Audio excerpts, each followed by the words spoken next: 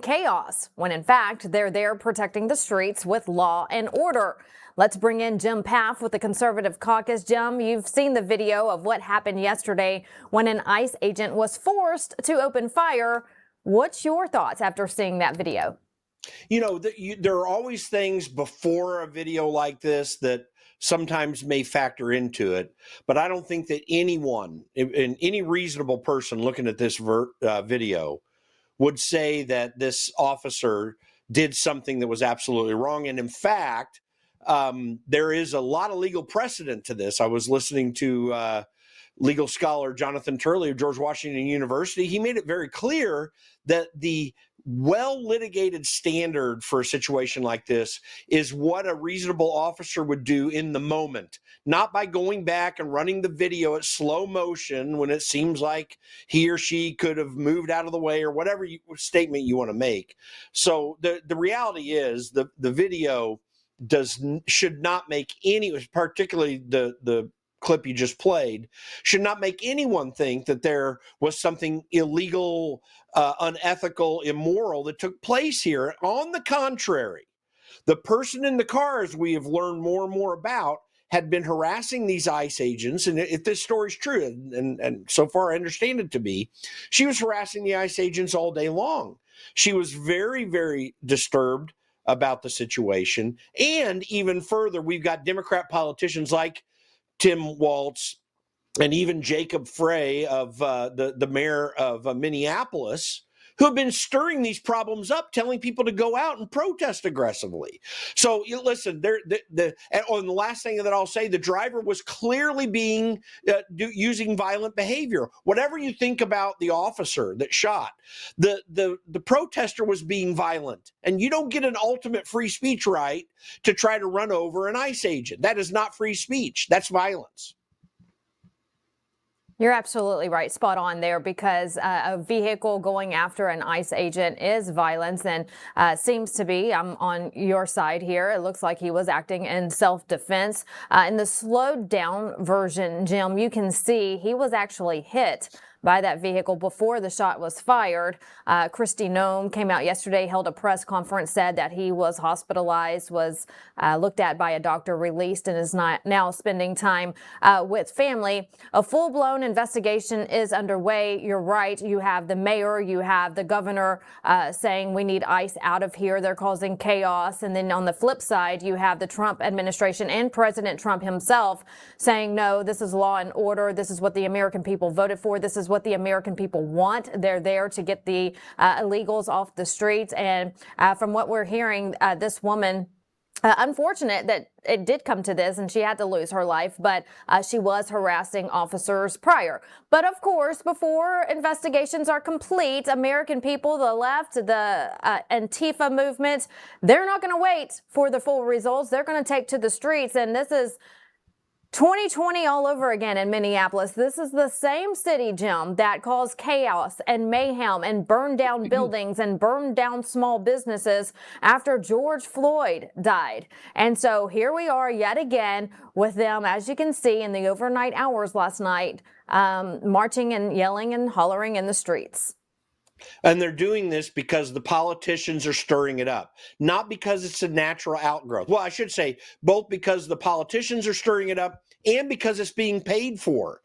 There are organizations involved here that were involved in the LA riots, or that are associated with those who were funding the LA riots. And by the way, it's supposed to get very cold and windy coming up. And I think that billionaire Neville Singham, who funds a lot of these things, he funded the riots in LA. He's going to have to wire a lot more money from his office in Shanghai, China, to pay for people to go out when it gets colder. These just might, temper down very soon because of the weather. But the reality is, these are designed to create chaos. They, as you just saw from some of those pictures, you're right on the verge of violence. Of course, if you're blocking a car like this right here, I'm sorry, that's violent, unacceptable behavior. That is not a protest. There's nothing acceptable about that in the least. You're not expressing a First Amendment right. You're trying to cause disruptions to people's lives. And that is never warranted in a reasonable fashion or an ethical fashion as a First Amendment expression. The Trump administration, Jim, was quick yesterday to release what they could to the public. It was a fluid situation as soon as that incident happened. Kristi Noem spoke. She held a press conference. Let's listen in to what she had to say. You know, people need to stop using their vehicles as weapons. This domestic act of terrorism to use your vehicle to try to kill law enforcement officers is going to stop. And I'm asking the Department of Justice to prosecute it as domestic terrorism because it's clear that it's being coordinated. People are being trained and told how to use their vehicles to impede law enforcement operations and then to run over anybody who gets in their way while they go out there and try to disrupt peace and public safety. And Americans deserve better. She's right, Jim. You know, a vehicle is a weapon. And in this case, that's exactly what was used. So the officer took his weapon and was acting in self-defense from the looks of it. You have to look at it that way. There's no other way to look at it. And by the way, we don't see this happening on the conservative and MAGA and pro-Trump side of things. We don't see people taking vehicles and trying to harm others. By the way, someone's going to point out, oh, no, some person did this or that. The reality is this is the standard on the left right now. And this is encouraged and egged on by politicians. Tim Walz has done more to make Minneapolis a more violent city, and obviously the mayor Jacob Frey is doing that as well. But they've done so much to stir up violence here. They're doing it right now. And FYI, there's one other issue we haven't talked about right now. And that's the fact that these ICE agents are undertaking lawful orders. It's not just that they may undertake their operations in Minneapolis. They must, because federal law authorizes them to go after not just criminal illegals, but any illegals. The ICE agents can arrest anyone who is here illegally. This has been the law since 1980. Well, it's been the law for some time, but the current set of rules was laid out in the 1986 agreement that Ronald Reagan signed that gave amnesty to about, I think it was 1 million illegals at the time, in exchange for putting strict and clear laws on the books. Those laws have been on the books since 1986. The problem we have with illegals in this country is the neglect of almost every president since George H.W. Bush, Bill Clinton, George W. Bush, Barack Obama, Joe Biden. All of those presidents have been, in varying degrees, neglectful of this law. That's why we're in this situation. It's not Donald Trump's fault. It's not even the fault of ICE agents. It's the neglect of politicians who have refused to undertake the enforcement of these laws. And Donald Trump is duty bound to do what he is doing as the elected president of the United States because these laws bind him to do that. You're right. You know, for so long, they didn't have a leader in the White House that backed them or respected them or gave them the necessities that they needed to protect themselves in the streets. And now they have a strong backing from President Trump and they're defending themselves. And it's gone on for so long that they didn't. That's where the left comes in. You're right.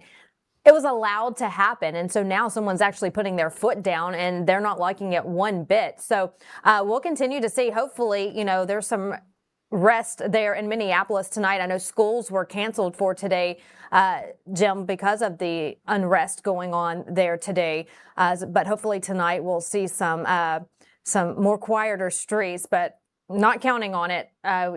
We hope everyone follows Lindell TV. We'll be on it late tonight to make sure that everything is running smoothly there. We're keeping our fingers crossed. But that is just one of the things going on in Minnesota. I mean, what a train wreck.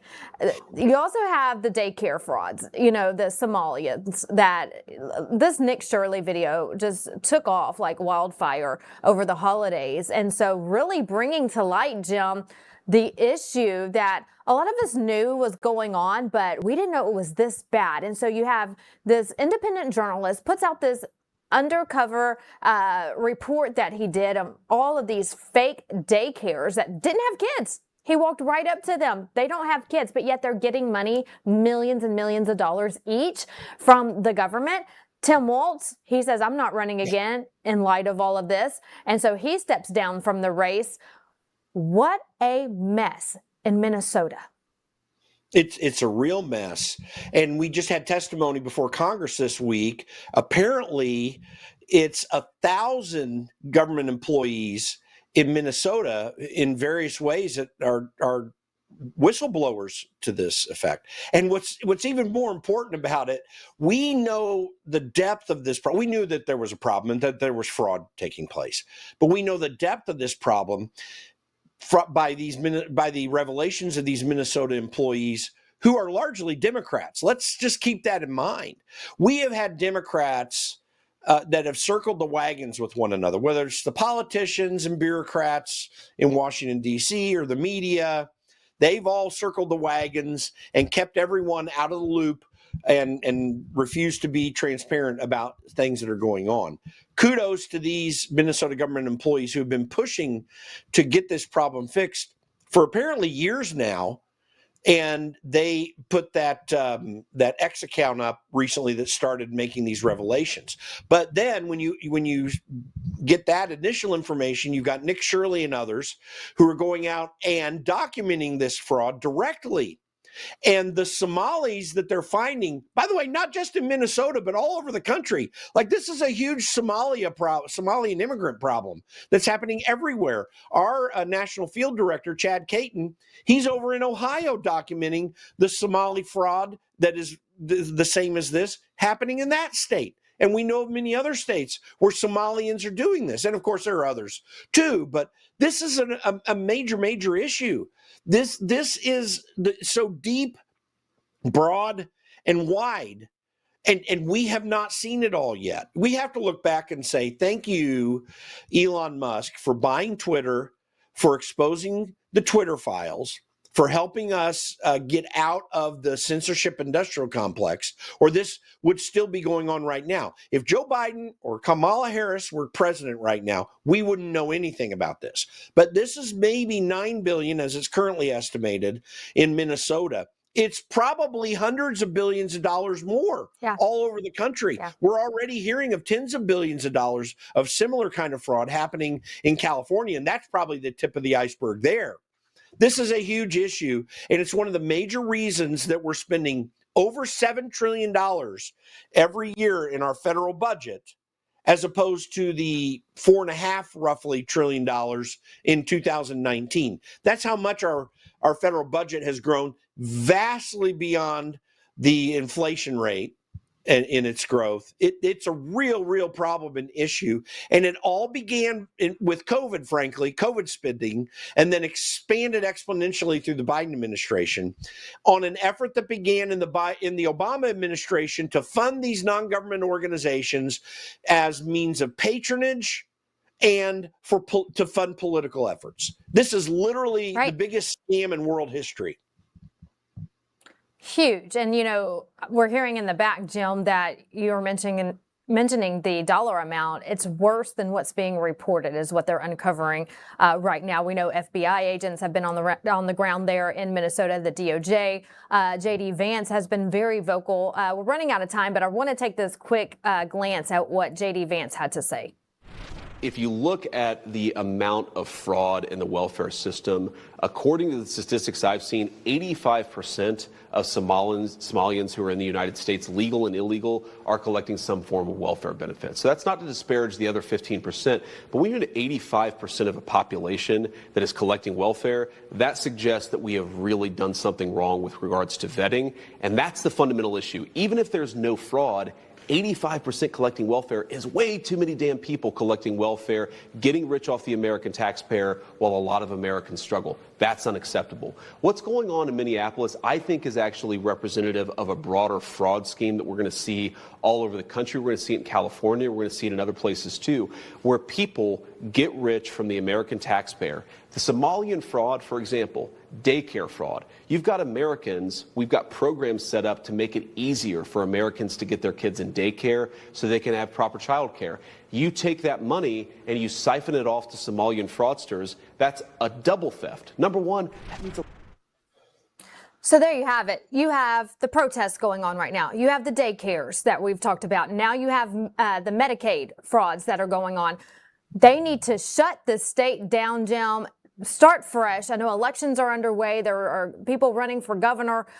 Minnesota really needs to wake up. If this is the type of city in Minneapolis that the people there want to live in, the type of state they want to live in, okay, not for me. But if they want change, now is the time. They need to head to the polls and make sure that they vote correctly when election time comes this year. We're out of time, Jim. I appreciate you coming on. As always, we want to remind everyone, of course, 2026 is here. This is the first time I've seen you this year, so Happy New Year to you. The Conservative Caucus, make sure you get involved. Boots on the ground all over 50 states, making sure the right candidates get in place in November. Go join today. Visit the Conservative Caucus. And Jim, we hope to see you soon here on Spin Room.